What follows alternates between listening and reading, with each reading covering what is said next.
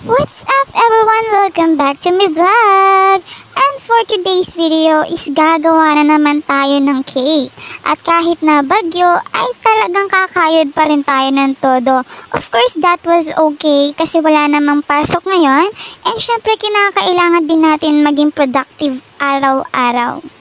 And so for today's cake is for 70th birthday ng isang tatay. So he is a politician. So ang pagkasunduan namin ni client is isusunod ko daw ang kulay ng design ng cake sa Philippine flag.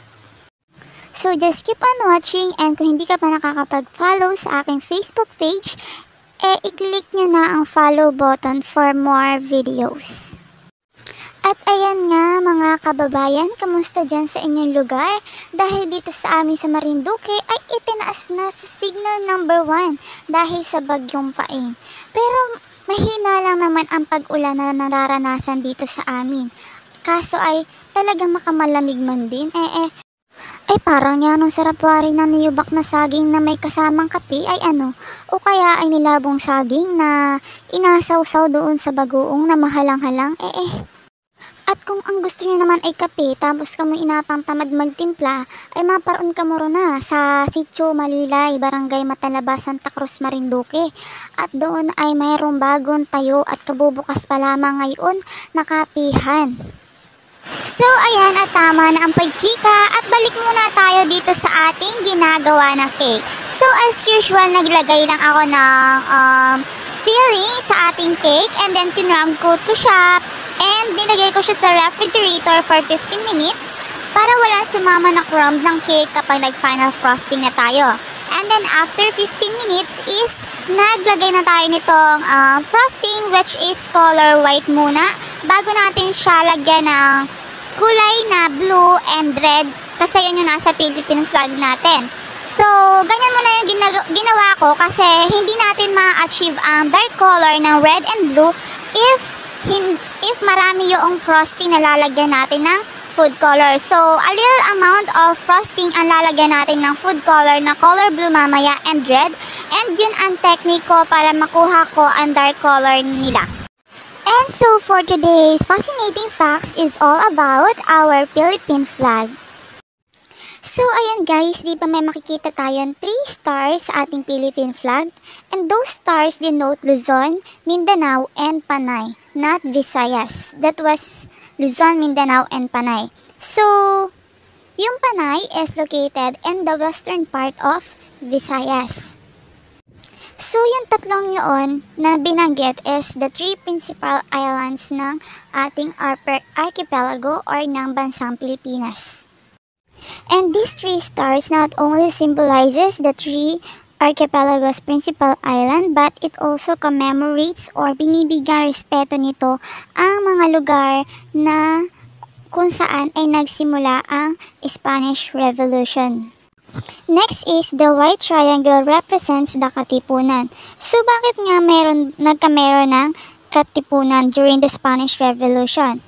It is because the society sparked the masses into fighting for their rights and country sovereignty. So, sa pamamagitan ng Katipunan is ipinaglalaban ng mga kapwa natin Pilipino noon ang karapatan nila bilang isang Pilipino or mamamayan at ipinaglalaban din nila ang karapatan ng ating bansang Pilipinas.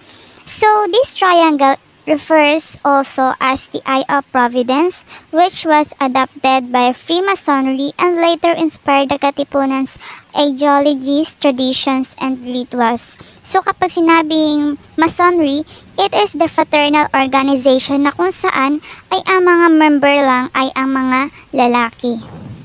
So next is, the sun combines 2 representations. So diba yung sun is merong 8 rays? So yung 8 rays dun sa sun sa Philippine flag indicates the 8 provinces, which are Manila, Cavite, Bulacan, Pampanga, Nueva Ecija, Bataan, Laguna, and Batangas. So another representation of sun in the Philippine flag is that it embodies the gigantic steps made by the sons of the country along the path of progress and civilizations. And ayan guys, let's go back to our cake. So, ayan, naglagay lang tayo ng color red and blue frosting. So, yung red is nasa baba and then yung blue is nasa taas dahil yun yung naka-indicate doon sa ating Philippine flag. And ang sabi nga guys, hindi natin pwedeng ilagay ang color red sa taas ng watawat and then yung blue nasa baba dahil may meaning yon na kapag daw yung color red is nasa taas ng Philippine flag, ibig sabihin daw is mayroong war na magaganap dito sa ating bansa. So, yan ang sabi nila. So, correct me if I'm wrong.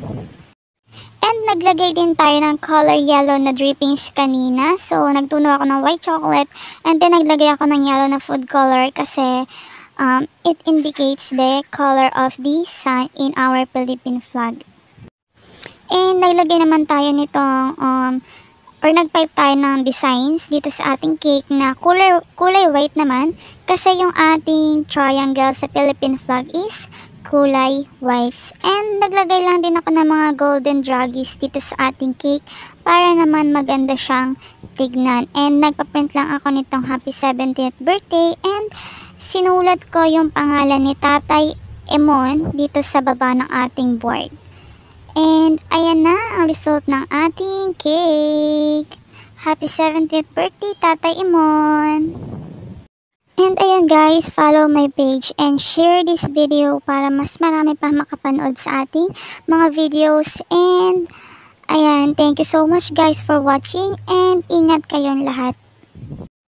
See you guys on my next vlog. Bye!